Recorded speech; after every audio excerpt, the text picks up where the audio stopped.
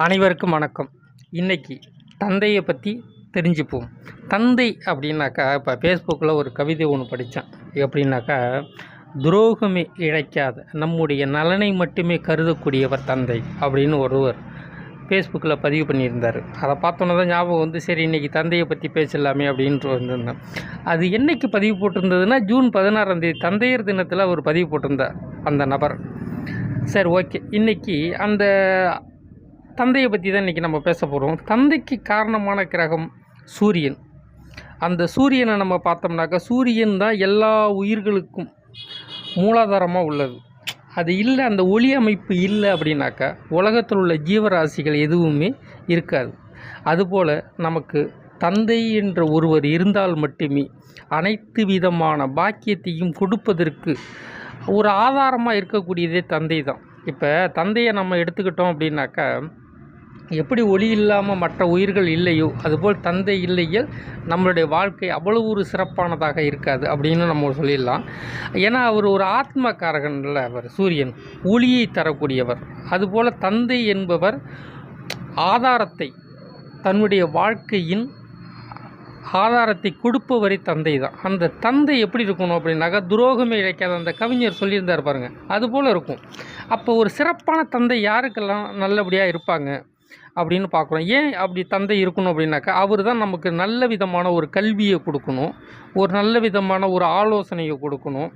நம்ம ஒரு குறிப்பிட்ட வயசுக்கு பிற்பாடு நம்ம வளரும்போது நமக்கு அவர் தோழனாக இருக்கணும், ஒரு நண்பனை போல் இருக்கணும். அவர்கிட்ட இருக்கக்கூடிய ஒரு நல்ல பழக்கத்தை நம்மகிட்ட பிள்ளைகிட்ட விதைச்சிட்டு போவார். அவர்கிட்ட இருக்கக்கூடிய நல்ல அனுபவத்தை பிள்ளைக்கு கொடுத்துட்டு போவார்.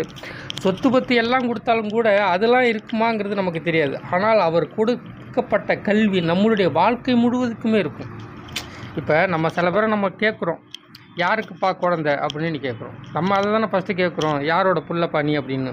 அப்போ தன்னுடைய தந்தையை பற்றி ஒருவர் தெரிஞ்சிருக்கணும் அப்படின்னாக்கா, இப்போ நம்ம சொல்கிறோம்ல, இந்த டீ கடைக்காரரோட புள்ளப்பா, இல்லை அந்த மளிகை கடைக்காரரோட புள்ள, இல்லை இந்த பஞ்சாயத்து தலைவர் இருக்கிறார்ல, ஆமாம் அவரோட குழந்தை, இல்லை இந்த கவுன்சிலர் பேரை சொல்லி அவருக்கு நம்ம குழந்தை, இல்லை ஒரு எம்எல்ஏவுக்கு குழந்தை, இல்லை ஒரு எம்பிக்கு குழந்தை, இல்லை ஒரு தொழிலதிபருக்கு குழந்தை, இல்லை வாத்தியாருக்கு குழந்தை, இப்படி நம்ம அடுக்கிக்கிட்டே போகலாம். எப்படின்னா, எந்த விதமான தரத்தில் அந்த குழந்தைக்கு அவங்க அப்பா இருக்காங்க அப்படிங்கிறத பற்றி தான் நம்ம இன்றைக்கி பார்க்க போகிறோம். இந்த தந்தையோட அமைப்பு அப்படின்னு நீங்கள் வந்துட்டிங்கனாலே, சூரியன் எந்த அளவுக்கு சுபத்துவமாக இருக்கிறாரோ அந்த அளவுக்கு தான் தந்தையின் சுபத்துவம் இருக்கும். அதாவது சொல்லக்கூடிய வகையில் இருக்கும். சூரியன் சற்று குறைவான சுபத்துவம் இருந்தால், நான் ஃபஸ்ட்டு சொன்னேன் பார்த்தீங்களா, டீ கடைக்காரரோட குழந்தைங்க, மளிகை கடைக்காரரோட குழந்தைங்க. சற்று சுபத்துவம் அதிகமாக இருந்தால், கவுன்சிலருக்கு குழந்தைங்க, பஞ்சாயத்து தலைவருக்கு குழந்தைங்க. சற்று இன்னும் கொஞ்சம் சுபத்துவமாக இருந்தால், ரைட், ஒரு பிஸ்னஸ் மேனுக்கு குழந்தை, இல்லை ஒரு வாத்தியாருக்கு குழந்தை. சுபத்துவம் ஏற ஏற எம்எல்ஏ, எம்பி, அதாவது மிக பிரபலமாக தன் ஊரை தாண்டி, தன் மாவட்டத்தை தாண்டி சொல்லக்கூடிய அளவுக்கு அந்த தந்தை பேர் நிலைத்திருக்கும். அந்தளவுக்கு சுபத்துவமான ஒரு சூரியனாக இருந்தால் சரி.